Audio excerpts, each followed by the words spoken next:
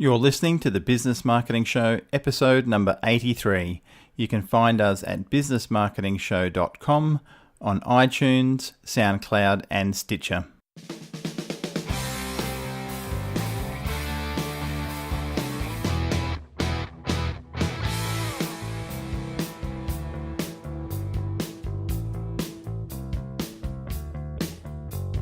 Hello and thank you for tuning in to the Business Marketing Show. This is Ed Keay-Smith with my co-host here, Brendan Tully. Hey Brendan, how are you?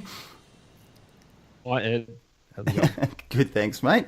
And we have a guest on the show today. We have Sandra Tricoli, who is the director at Perth Copywriting and Savvy Creations. How are you, Sandra? Good to have you on the show. I'm fantastic, Ed. Much. And Brendan, it's so lovely to be speaking to you both this morning. No worries. So I'm in Perth, you're in Perth, and Brendan's over in Queensland. So we thought we'd have you on the show because you're a specialist in the areas of copywriting, with a focus on copywriting for websites and also for social media and blogs, etc. And that is something that you're having great success with. So it is an area that we feel is lacking in a lot of businesses that we deal with. They don't have someone in-house who's doing their copywriting, or the copywriting they're getting done externally is usually quite lacking. And it's a really important side of digital marketing that needs to be addressed. So we thought, well, we'll get you on. You've had 8 years experience in this side of things. So we thought, let's have Sandra on. And my age, doesn't it? Not at all. Not at all. Hey, I'd quite happily be young again like you, Sandra. So don't take it for granted. And Brendan's not that young either. I mean, he's younger than me. Excuse me, Ed? I'm very young. He is much younger than he looks, or is it the other way around? Oh no, he's much older than he looks. Maybe that's the one. Oh, okay. But it's that. Well, that's good. It's if you look at the photo in Skype, you see he's got that that rugged unshaven face happening. So yeah. That's really popular now, even the young ones. So I know. A trend, Brent. Yeah, that's it. They've all got the beards going on. I feel like you guys are picking on me. I've had that beard for a long time, Ed. Thank you very much. It's the Pick on Brendan podcast. It's always pick on Brendan. He picks on me plenty outside of the podcast. He's just always holds back. He's very professional like that. It's usually me that's just Ed, naughty. I am a professional, so it would follow that I'm very professional. All right, moving right along. So, give us some background, Sandra. Let's go back. Where were you born? Where did you grow up? What was your background there? Yeah, sure. So I was actually born in Serbia. Which is in Europe, for those who don't know, Eastern Europe, and I actually moved to Australia when I was 5. So the war broke out in Serbia, and luckily we were able to come over to Australia, I guess, just to have a better life. So yeah, that's kind of how it all started, and I've been in Australia for 26 years now. So love Australia. Australia is my home. But I do obviously love going back to Serbia because the majority of my family is back at home as well. So yeah, that's I guess how that all happened. Yeah, okay. And that would have been very stressful times, I'm assuming, for all involved, including you and your family. And it was probably a very wise move of I'm assuming your mum and dad. Did they bring you over to Australia? My dad actually came to Australia like a couple of years before us to try and bring us over. To be honest with you, I was so young, I can't really remember much. I remember that as a kid, you see everything as happy, and if things are going wrong, you're like, oh, something exciting's happening. So you don't obviously get affected as much as opposed to when you're an adult, when you kind of see all the negative and positives of every situation. So what happened was my dad actually came to Australia first, and then he tried to bring us over about a year after, and then what happened was the war broke out, and our tickets that we had booked to come to Australia fell through because the airplane stopped flying out of the country. So lost all our tickets and we couldn't actually leave.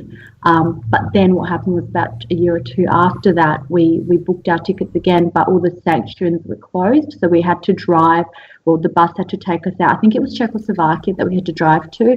And then from Czechoslovakia, we had to get a plane. So it was, now that I look back and when I say it, it feels like it's not even my life. It feels like it's like a story, but in truth, that.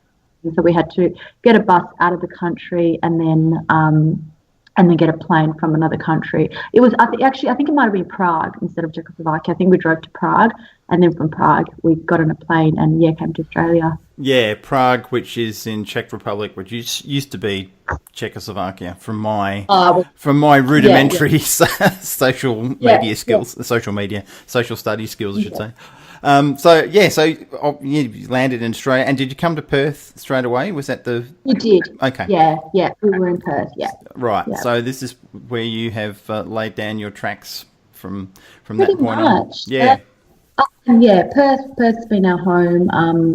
My dad, he was first in Canberra actually because he had his uncle here that brought him over, and it was tough back then. I mean, even now it's tough getting family over, but especially back then, my dad didn't speak one word of English at all. So you've just got to really, work hard to just to make a living for yourself, let alone to bring a whole family over.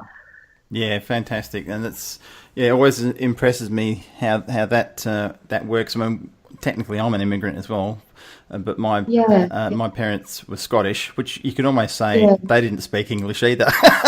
But sometimes when you hear Scottish people talking, no one understood them. Yeah, that's it. So what the heck is that?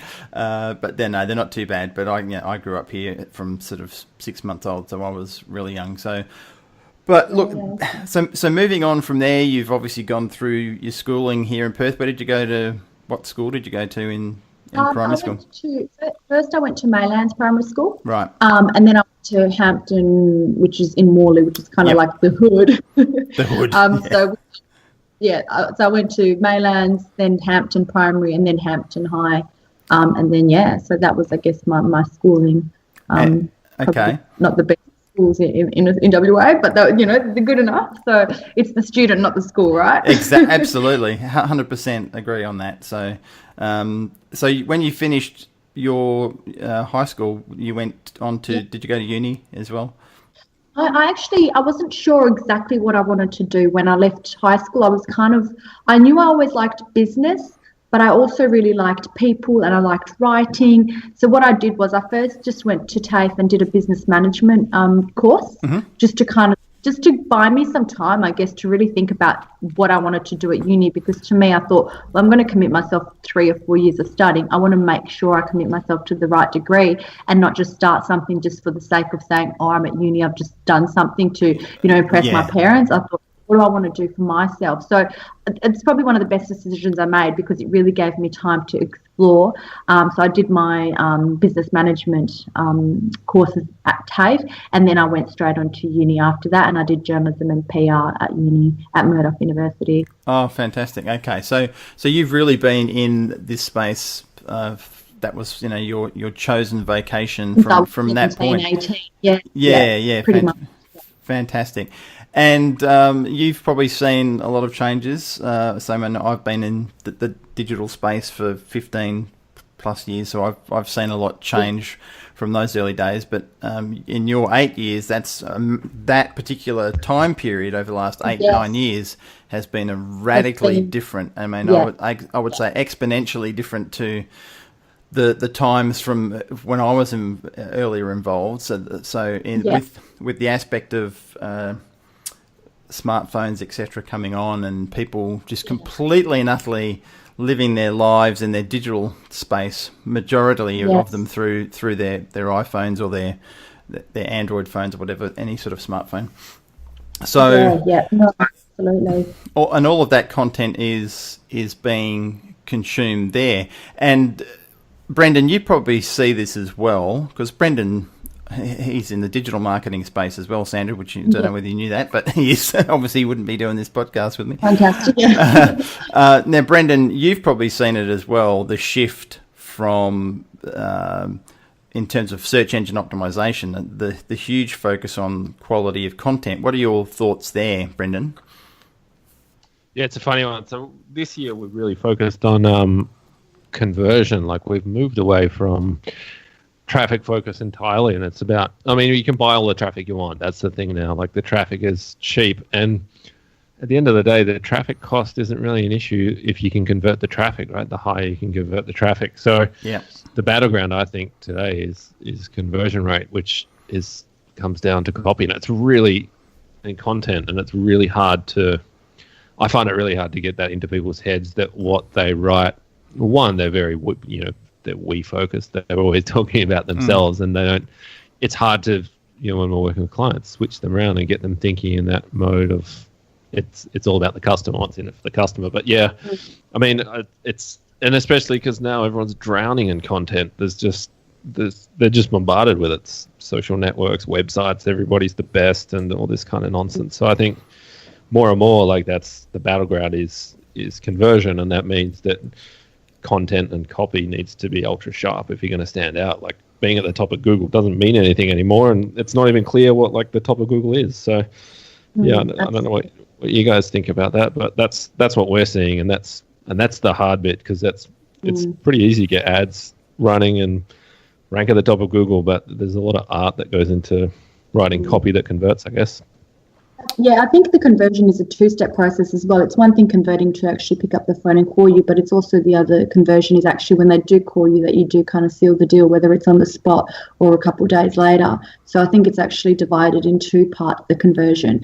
I think, like you said, with the SEO and Google AdWords, it's not that hard anymore to get on page one, but it's like, what's the journey from them finding you online to actually connecting with you and then you sealing the deal?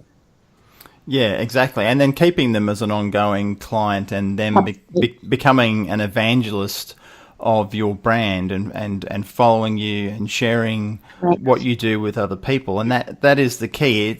You can always get a sale, but if that sale is only a once-off thing that doesn't potentially lead to a lifelong customer, then you've potentially wasted your time and energy in marketing. So Sandra, where is it that you think, so working with your business Perth Copywriting and Savvy Creations, your main focus is doing the copywriting work at the moment, and we've got some other stuff to talk about later to do with your brand related stuff. So you've got some exciting news to share with us. So we'll go and touch on that.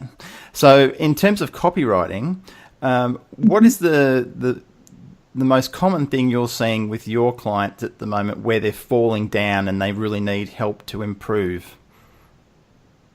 They're not sure about how to convey their message across to client, and some of them are being too salesy in their content.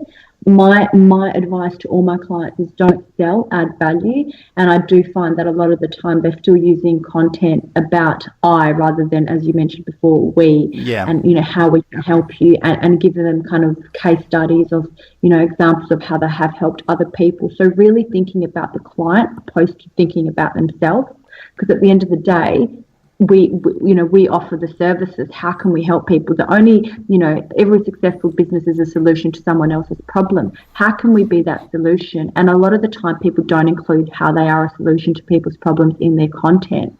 So it's really finding that angle. I do believe that everyone has an authentic voice within their business. So whether it's you're speaking to 10 different real estate agents or 10 different GPs or 10 different fashion labels or whatever it is, everyone has their own tone of voice. So I guess the secret is to really uncover what is that tone of voice, what is your unique selling proposition, and how can you really get that across to your clients? Because by doing that, by being authentic, you're then going to attract the authentic clients that need your help. Yeah, good point. And I see this all the time, and no doubt you do too, Brendan. There's people fall under the mistake of thinking that just producing a lot of content is the key to gaining traction, but it's not, because if you're writing content that is not relevant and not targeted to your market, then they may end up reading some of it, but if it's not going to hold them and be sticky content that we often refer to, then they're going to leave and they're not going to come back. You want them coming back to your website all the time, because the quality of what is being written, whether it's social media or on your website or your blog, whatever, needs to be super high quality. So, and I don't think it is a challenge, and we've always found this, and you both of you would probably agree, is trying to impart that to the customer, that it's an important thing to spend their money on, because they're often thinking that they need to spend their money on other shiny objects that have no real conversion points, but they've been sold these other things, whatever it may be, some flash piece of software that does something. But it's the content, I feel, is the most important thing on your website, on social media. Absolutely. I think the visual, the look of it, and the kind of aesthetic of the website is important, so that it looks nice and it flows lovely, because obviously us as humans, we've got different things that kind of, some people read, some people like to hear, some people like to see. So I think as long as you're covering all of those aspects, that it's visually appealing, that it's, content appealing, and that, whether it's got a video or whether it's got, noise or like a music in the back, whatever it is, as long as you're covering a few of those bases that are going to attract people, it's so important. And that's really what your story is of your business. I mean, if you don't invest in your content, then how are people going to be able to contact you and know what you're even about? And it surprises me so much, even with some really big successful businesses. You go on their website and they're such old websites, there's no content on there. And, the first question that I think is, do they care about their business? It's, to me, I look at your website as a shop front to your business. A lot of people work online now. It's digital. It's either from home or it's from, wherever they want to work from. So really the only way that people can get a bit of an insight into your business and to do work with you is through your website. So it's really your shop front, like a retail shop. Their window always is, people hire VM, visual merchandisers, for their shop window. So why are they not hiring VMs for their website? Yeah, good analogy. Very good analogy. And that is good analogies. That's good. Oh, yeah, I'm a bit of an analogy nut myself. I usually get them wrong, but I try. As long as you try, that's all that matters. That was a good one. So, and we see that a lot. I mean, you and I have met up in Subiaco, and you work out of Subiaco as well. For those who are listening in other parts of the country and other countries, Subiaco is one of the suburbs in Perth, and there's a lot of businesses in Subiaco. It's both a mix of commercial and residential. And there's a particular street in Subiaco called Rockaby Road, and there's a lot of shop fronts in there.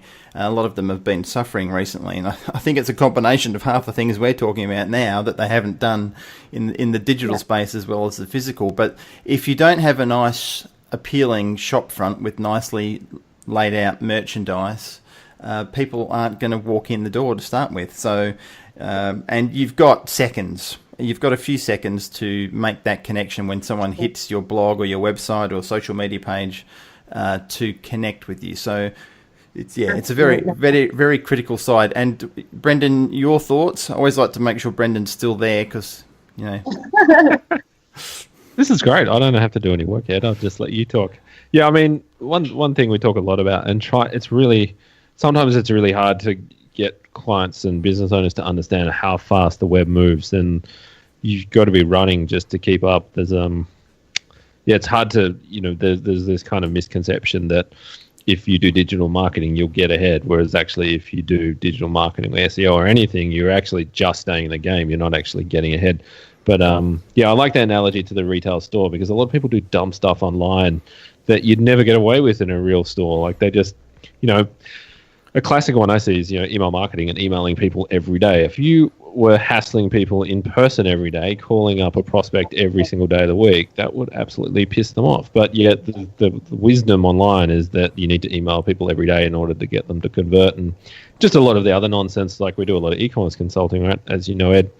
And, abandoned cart emails and a very classic one where people just get hammered with discounts.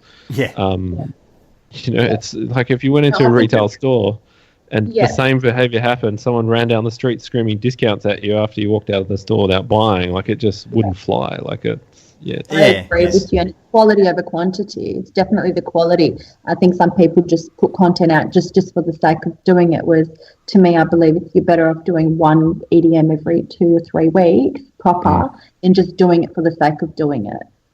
Yeah. Well, one lens we try and have clients think through is, do the email marketing as if you were emailing your best friend directly. Like it doesn't have a whole bunch of fancy formatting and grids and layouts and images. Like you might have a single image or it would be very basic and it would be clean language. It wouldn't be pushy or salesy or whatever like that. Absolutely. That sort of email will generally perform better than something with a bunch of fancy formatting and a bunch of like marketing nonsense and pressure and those kind of old school hard sales closing techniques.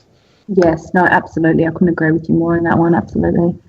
And of course, this all ties in with your brand and what you're portraying out into the marketplaces. This is what people are seeing. So you've been working in the, for want of a better word, branding space recently, and you've got some new projects you're working on, and you were mentioning before we got on the call. So would you like to share what's happening there, Sandra? Yeah, absolutely. So probably about a month and a half ago, one of my good friends. Well, he became a good friend. We were first in business. We met through business, and then we became friends, and now we're actually business partners. So that's a third business, because two businesses is just not enough today. And he actually asked me to get involved in this. Obviously, having my own PR and marketing business, he saw me being a good fit for this. And basically, what this is, and it's called the name of the business is Orca Marina. And what it basically is, we're a brand licensing agency. Right. So there's only 5 brand licensing in Australia, and we're the only ones in WA. What that basically, the best way for me to explain it, I guess, is we're real estate agents of brands. So we would sell, there's a buyer and there's a seller of a brand. So for example, one of our first clients, which is very exciting considering we've only been in business for just 4 or 5 weeks. So we signed one of our farmer who's a very well-known Indigenous artist in Australia. Actually, he's done a collaboration with Professor Jimmy Chu, and he's incredible. His artwork is incredible.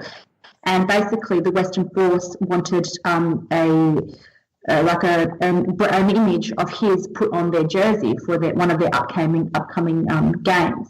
So we signed Peter Farmer, and they got his prints, and they put it on the Western Force jersey, which will be getting released in a couple of weeks' time. So that's basically branding. They pay for the licensing of his artwork to use on their jersey. Fantastic. That's great.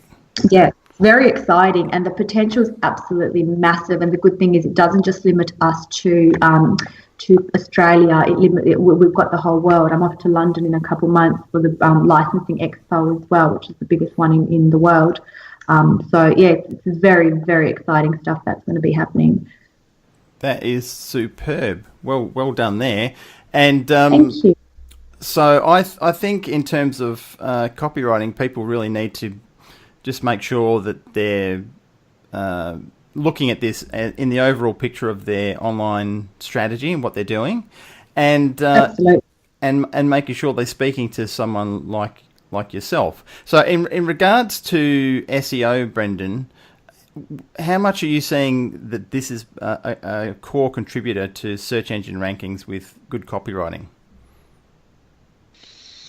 Well, you can't rank for something if you have no content for it. So exactly. It was we've talked about that before, Yeah, I mean, you can't, if there's no page for it, you can't rank for it. So it's critical, and the page needs to add value, right? So it's no good just to have the page if it doesn't convert people. So like we just talked about, the quality of the copywriting and positioning is critical. Yep. Yes, no, absolutely, 100%. Too true. So in terms of size of clients that you work with, Sandra, because there's all sorts of levels of people who need copywriting, okay? So, you've got someone who's just starting out with a small business, and you've got large corporates. Now, often in our experience, depending on the size of the company, quite often larger companies have their in-house people who are marketing people doing their content, not necessarily doing a good job, not necessarily doing a bad job, but that's usually what we find. And sometimes they'll pull in some outside consultants for help on things. So where is your sweet spot? Who is it you like to work with as a copywriter? Look, to be honest with you, it is quite broad, and like you said, there are those big companies as well that do get in touch, and I do copy for them as well, because they do need something that, say, the marketing manager can't actually do. And obviously, you know, my background is journalism, so there is a bit of a different style to writing opposed to, you know, just marketing managers, where they might just be more focused on kind of the visuals of social media and all that. I kind of go in depth with the content. So to be honest with you, I work with startups and all the way through to companies that have like over 200-300 staff. It's to me as a copywriter, you kind of like a GP, you have to kind of be open-minded, because I think, you know, I know some people just stick to one niche, but for me it actually enables me to learn more and to become even more creative by working with different industries, different people, different size companies. So it's hard for me to say just small businesses or just big businesses. Obviously, you know, the big businesses, the big companies, they have a bigger budget, which is suitable in that regard. But then I'm very passionate about helping startups as well, because, you know, they kind of need all the help that they can get. So I am pretty broad in that sense. Yeah, fantastic. And we're sort of similar. And it is a case of there is a need for copywriting on all levels. So, but look, you know, every job's different, and, you know, you'll get some copywriting jobs that can take you a month to work on, depending on the quantity of copy that's required and what the project is.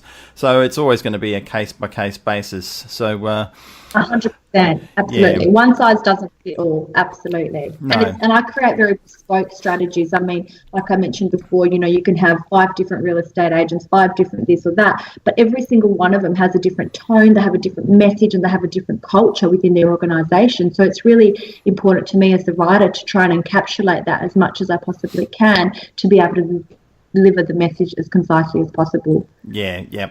So now, there are some people who will be listening to this podcast who will be quite happy to contact you and engage you and get someone like yourself to do copywriting. But then there's going to be people who either they don't have the budget to pay someone at the moment to do it, and they want to have a crack at it themselves.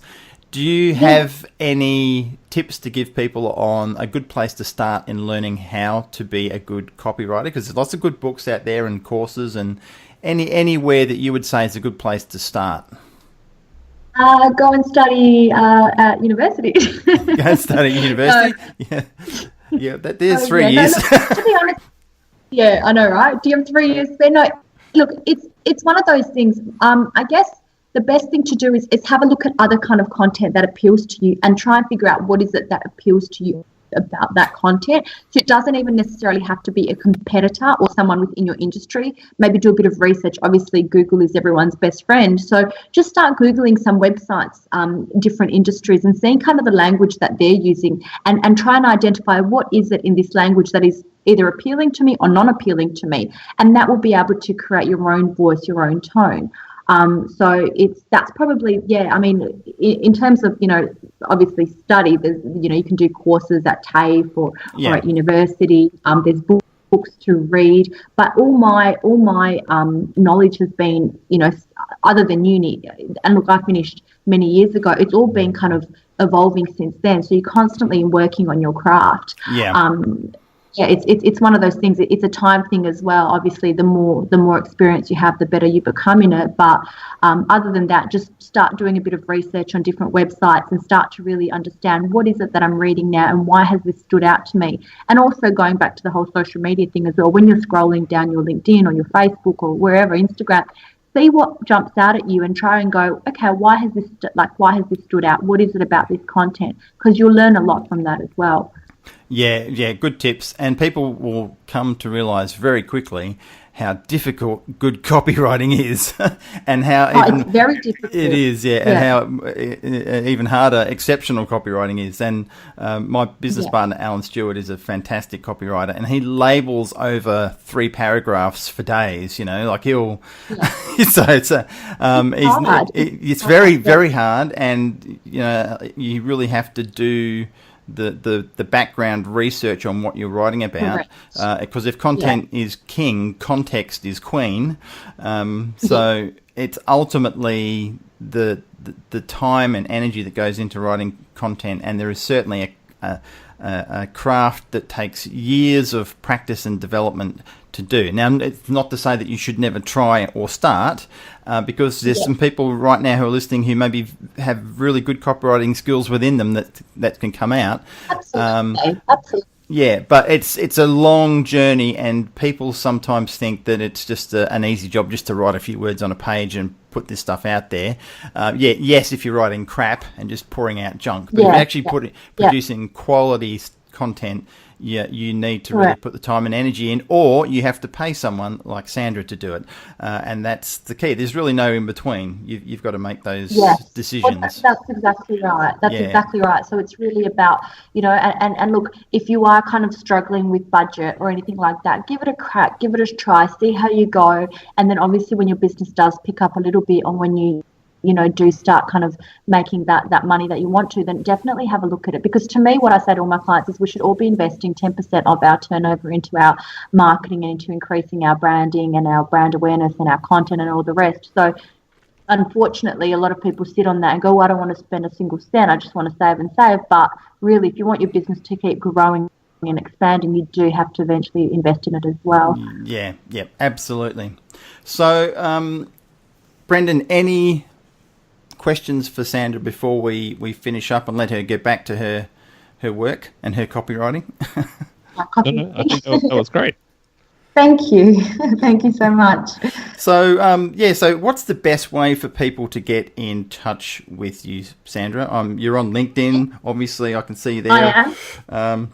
Yes, I'm very active on LinkedIn. Yeah. So what's a good email address? We'll put all this in the show notes as well. Sure. So what's your best email address? That. Yeah. So my email is info@perthcopywriting.com.au. Fantastic. Yep. That's for the copywriting. So info@perthcopywriting.com. Otherwise, you can connect with me on LinkedIn. So it's Sandra Tricoli. Otherwise, visit my website www.perthcopywriting.com.au. And Easy. Last of all, you can contact me directly on my mobile as well, because sometimes it's just, I know people like to just call and have a chat, which I like as well. I'm a little bit old school in that regard. It's good to just get a feel. So my mobile number is 0415 199861 if they want to call me directly. Fantastic. We'll put all that in the show notes as well. So thank you very much for coming on the podcast. Thank you. Thank you so much for the opportunity. No, my pleasure. It's a very important topic, and I think it's an area that people are coming to the drastic realization that if they're not doing this stuff correctly, they're certainly falling far, far behind in the digital space. So get onto it quick. Absolutely. All right. Thanks, Brendan. Thanks for your input. Thank you. Thanks, guys. Sandra. Thanks, Brendan. And meet you. Yes, e-meeting. That's it. Take care. Thanks for listening, everyone, and we'll speak to you soon. Have a fantastic day. Thank you. Bye. Bye. You've been listening to the Business Marketing Show. You can find us at businessmarketingshow.com, on iTunes, SoundCloud, and Stitcher.